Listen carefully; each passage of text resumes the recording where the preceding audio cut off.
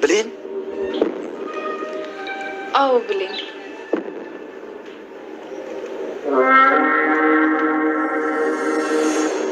አቤት አለቃ። ሰላም በርከት ያለ ገንዘብ ከአረብ ሀገር ይዛ መጣለች። አንድና ብቸኛዋ ልጇን እያፈላለገች ነው። ምን? ትክክለኛ ልጇ ያለችበትን አድራሻ እልክልሃለሁ። አሁኑን ሄድ አስወግዳት። ምን አስወግዳት ማለት? ግደላት ነው። በምትኩ ግን ሰላም ይዛ የመጣችውን ገንዘብ በሙሉ ልጅ ሆና ገብታ መውሰድ የምትችል ሰዓት የሆነች ልጅ አዘጋጅልኝ። እሺ አለቃ። ሰራተኛ እንፈልጋለን ብላችሁ ጠይቃችሁት ነበረ? አዎ። አንቺ ነሽ? አዎ እኔ ነኝ። እኔንስ ታስታውሽኛለሽ? ይቅርታ እንተዋወቃለን እንዴ? ኧረ አንተዋወቅም። ከሰው ጋር ተመሳስለሽብኝ ነው። እንዴት ነው? ቆይ ያ ሁላ እንዳሰቃየዋትና ትክክለኛ እናቷ ፊት ለፊቷ ቆማ ማስታወስ ያልቻለችው እሷ ቆማ ፈልጊ ከዚህ ቤት እንድትባረር ነው ማድረጋሽ። አደራ ሰላም ይህን ሚስጥር ካወቀች ሀብቱን ማጠቃላይ ለብሌን ተወርሳት። አንቺ ደግሞ መቼም ቢሆን ይቀራለች ትገድ። እሺ ለሷ ችግር የለው። እንዴት አላችሁልኝ? አደራ ድራማ ክፍል 5 እንግዲህ አደራ ድራማ ከክፍል 1 ጀምሮ እስከ ክፍል 5 ድረስ ብሌን እናቷን በመፈለግ ላይ ትገኛለች። እንግዲህ ብሌን ገና የ4 ዓመት ልጅ እያለች እናቷ ሰላም ጥላት ወደ አረብ ሀገር ከሄደች ጊዜ ጀምሮ ስታሳድጋት የኖረችው ሴት ማለት ነው፣ ወይም ደግሞ እናት ሆና ያሳደገቻት ሴት። እሷም እንግዲህ በልጅነቷ ሌላ ልጅ ጠፍቶባት ነበረ። ነገር ግን ብሌንን ከቤት ያባረራት የብሌን አጎት እና ደግሞ የብሌን አሳዳጊ በደንብ ይተዋወቃሉ። በእርግጥ እሷ ሰውየውን አታውቀውም። እሱ ግን በጣም አደገኛና ወንጀለኛ ሰው ስለሆነ እሷን ያውቃታል። ምክንያቱ ደግሞ እሷ ብሌንን ከመንገድ ላይ አንስታ እንደወሰደቻት ሲያውቅ ነበረ። የእሷን ልጅ ዳግምን ማለት ነው ኳስ እየተጫወተ ያለ በልጅነቱ አንስቶ ለሰዎች ለማደጎ ይሸጠዋል ማለት ነው በገንዘብ። እና እንግዲህ በዚህ ቅጽበት ነበረ ሰውየውን ያስታውሰው ስለነበረ 18 ዓመት ከሞላው በኋላ ከዛ ከማደጎ ከተሸጠበት ማደጎ ቤት ይወጣላ እንግዲህ የራሱን ህይወት ይጀምራል ማለት ነው። ማለት በራሱ ማፍጨርጨርን ይጀምራል ዳግም። በመጨረሻ ግን ሰውየውን ያስታውሰው ነበረ። ደስ የሚለው ነገር እሱ ደግሞ የብሌን አጎት ተብዬው ነው፣ ወይም ደግሞ የሰላም ወንድም ነው። እና እሱ እንደነበረ ከሚጫወትበት ቦታ አፋፍሰው ለሰው ወስዶ እንደሸጠው ስለሚያስታውስ ቀጥታ ከዛ እንደወጣና እድሜው ትንሽ ትልቅ ሲሆን ማለት ነው ከዛ ድርጅት ይወጣና እሱን መፈለግ ይጀምራል። በመጨረሻም እንግዲህ እንደምታዩት ቤታቸው ውስጥ ተከራይ መስሎ ይገባል። የገባው እውነት ለመናገር ለመከራየት ወይም ደግሞ ለሰላማዊ ነገር ሳይሆን ሰውየውን ለማጥናት ነው። ምክንያቱም የሰውየው እያንዳንዱ እርምጃ እናቴ ጋር ያደርሰኛል ብሎ ስለሚያስብ ነው። እናቱን እንግዲህ በልጅነቱ ስለሆነ የተለያት በፍጹም አያስታውሳትም። ነገር ግን አንድ ፎቶ እጅ ላይ አለ እና እንግዲህ ከሰላም ወንድም ጋር ወይም ደግሞ ከብሌን አጎት ጋር የሚሰራው ታሬ ካስታወሳችሁ ሰላም ልጅን ካመጣልኝ የፈለግከውን ያክል ገንዘብ ሰጥሃለሁ፣ ብቻ አንተ ልጅን አምጣልኝ ብላው ነበረ ከአረብ ሀገር እንደተመለሰች። እናም ገንዘብ ከየት አምጥተሽ ነው ብትሰጪኝ? እስር ቤት ነበርኩ ብለሽ ነበርኩ 10 ዓመት ብሎ ይናገራታል። እሷም እንግዲህ ከዛ ከእስር ቤቱ ስወጣ እኔ ልጁ እንዳልገደልኩና ወይም ደግሞ ወንጀሉ እንዳልፈጸምኩኝ ሰዎቹ ስላወቁና ስላረጋገጡ ለ10 ዓመት ሳይከፈለኝ እስር ቤት የኖርኩበትን ዋጋ ሁሉ ገንዘብ በጣም ብዙ በርከት ያለ ገንዘብ ሰጥተውኛል እና እኔ ገንዘብ አለኝ አታስብ፣ አንተ ግን ልጅን አምጣልኝ አለችው። እና በዛ ቅጽበት እንግዲህ ታሬ ጋር ይደውልና ሄድና ብሌንን ግደላት ወይም ደግሞ አስወግዳት፣ እናቷ ሰላም ከአረብ ሀገር በርከት ያለ ገንዘብ ይዛ መጣለች። ስለዚህ ሄድና ትክክለኛ ልጇን ግደላት፣ ሌላ ልጅ ግን በምትኳ ጨካኝና ለምንም ነገር የማትራራ ገንዘብ የምትወድ ሌላ ልጅ ፈልግና አምጣልኝ ይለዋል። እና ታሪ እንግዲህ ወደ ቤታቸው ቀጥታ በመሄድ ነበረ ብሌንን ብቻዋን ስላገኛት አፍኖ ይገላታል። እንግዲህ በሱ ቤት ገላታል። እናም ይሄዳል። ብሌን ግን ራሷን ስታ ስለነበረ ነው እንጂ አልሞተችም። ስለዚህ ትነሳና ያው እናቷ ከሄደችበት ገንዘብ የምታገኝበት መንገድ እንደሌለ ስታውቅ እናቷን ለመርዳት ሰው ቤት መቀጠር ፈለገች። ትምህርት እስኪከፈት እናቴን ላግዝ ብላ እንግዲህ ደላላ ጋር ለስራ ወይም ደግሞ ለቤት ሰራተኝነት ለመቀጠር ትሄዳለች ብሌን። እናቷ ደግሞ በዛ በኩል ወንድሟን ልጄን አምጣልኝ ስላለችው ሌላ ልጅ በታሬ በኩል ያመጣል። እሷን እንግዲህ ሲያመጣት አንድ ነገር ተባብለው ነበረ። ሰላምን ልጅ ነኝ ብለሽ ትቀርቢያታለሽ፣ ከዛ በኋላ ግን እሷን ትገሊያታለሽ አላት። እናም ንብረቷ ሁሉ በአንቺ ስም ነው የሚሆነው።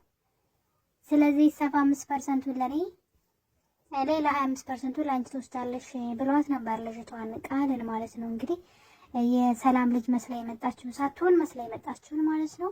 እና ቃል ደግሞ ደፋር ነው በጣም። እኔ ነፍስ አጥፍቼ አንተ 75% ልትወስድ ምን አይነት ድፍረት ነው?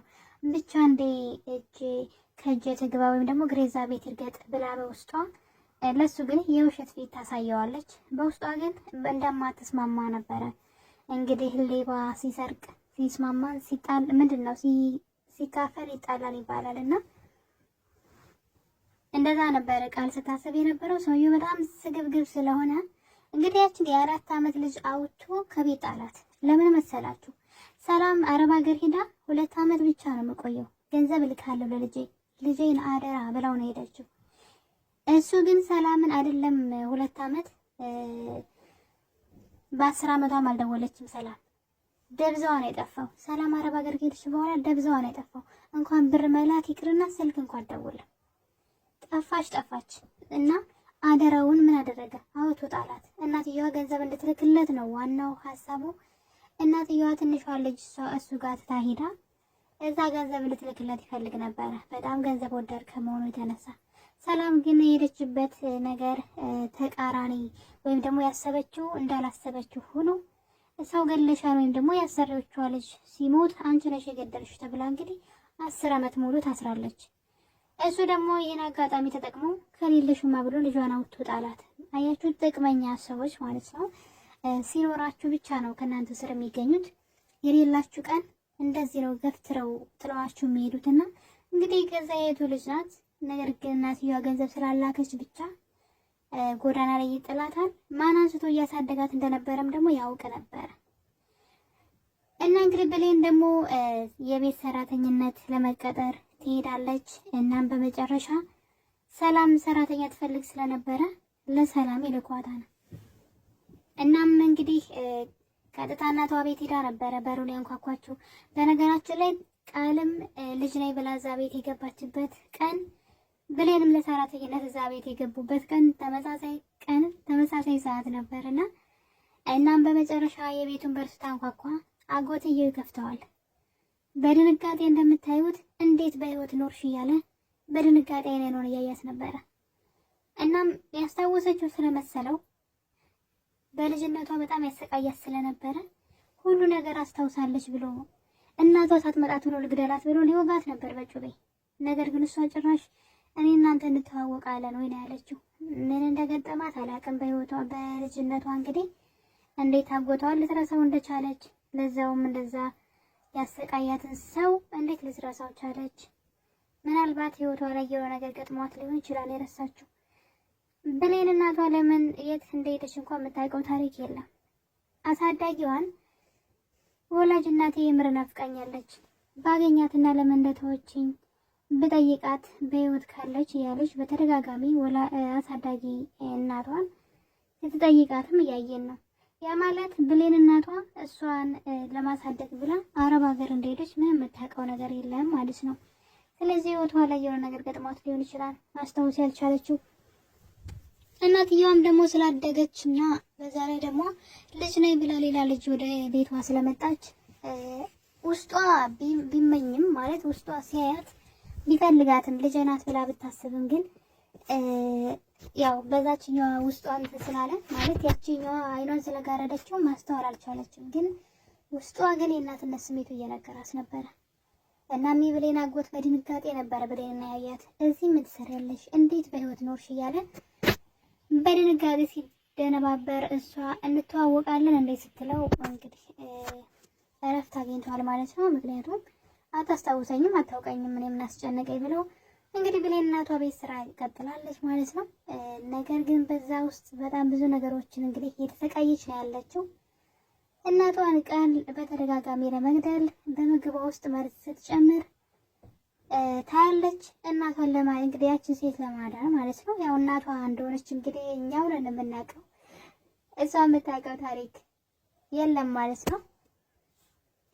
እና እንግዲህ በዚህ ቅጽበት ነበረ ቃል ምግብ ውስጥ መርዝ በመጨመር ስሰጣት፣ እሷ ደግሞ ቀድማ ሄዳ ውሃ በመጨመር እንዳትበላው ስታደርግ፣ ሌላው ቀርቶ እጇ ላይ የቀረውን ቃል እባክሽ እናቴ እሱን ጉረሹ ስትላት እኔ ጉርሻ ወዳለሁ ብላን ጉርሻን ተቀብላል። እንግዲህ ወደ መርዝ ነው ውስጡ ያለው ገዳይ መርዝ ነው ወደ ውጭ ውስጥ ስትተፋያ ያናት ነበረ።